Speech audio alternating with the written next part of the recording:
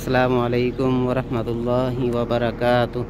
मुअज़्ज़ज़ नाज़रीन व सामीईन किराम, आज हम अभी तवारी का जो हमारा जो काम है उसी पे हम अभी आए हुए हैं। ये हमारे एक साथी भाई बाबर साहब ये ऊपर जा रहे हैं। ये ऊपर आपको अभी दिखाएंगे। ये फ्यूज़ जो है ना ऊपर जल चुका है इसका, अभी ये फ्यूज़ इसका नया लगाएंगे। आप देख सकते हैं स्टेक के साथ अभी इसको उतारेंगे ऊपर से, फिर इसको बनाकर लगाएंगे।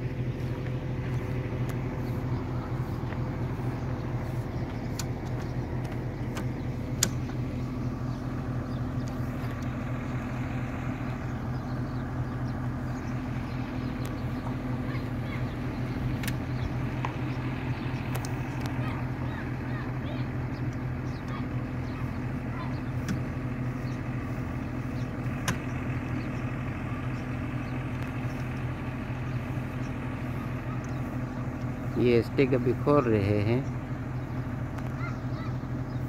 स्टिक के साथ इसको उतारेंगे और फिर ये देख, ये अभी उतारेंगे फ्यूज़, नीचे लटका हुआ है। ये थोड़ा ऊपर करेंगे।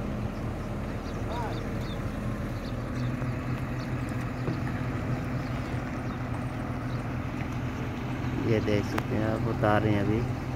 आज मौसम भी थोड़ा ख़राब है, बादल छाए हुए हैं।